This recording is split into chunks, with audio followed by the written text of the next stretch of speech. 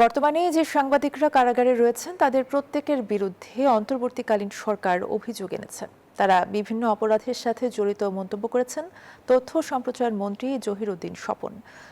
আরও বলেন, তাদের বিরুদ্ধে ফ্যাসিস্ট সরকারকে সহযোগিতা করার অভিযোগ রয়েছে। দুপুরে জাহাঙ্গীরনগর বিশ্ববিদ্যালয়ের জহির রায়হান মিলনায়তনে এক অনুষ্ঠানে এসব কথা বলেন তিনি।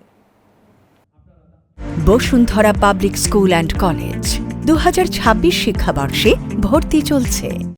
ফ্যাসিবাদী আমলে যে গণতান্ত্রিক সংগ্রামের উপরে অত্যাচার নির্যাতন হয়েছে তাকে সহযোগিতা করার অভিযোগও কোনো কোনো সাংবাদিকের বিরুদ্ধে আছে। আবার অনেক সাংবাদিকরা স্বাধীনভাবে সাংবাদিকতা করতে চেষ্টা করেছেন। তবে কাজের সঙ্গে যেহেতু আমাদের এই সরকারের কোনো সম্পর্ক নাই, সেই কারণে আমি আইনমন্ত্রী এবং স্বরাষ্ট্রমন্ত্রী মহোদয়ের সঙ্গে কথা বলে সাংবাদিকদের জন্য যেটা ন্যায্য সেটার ব্যবস্থা আমরা গ্রহণ করব।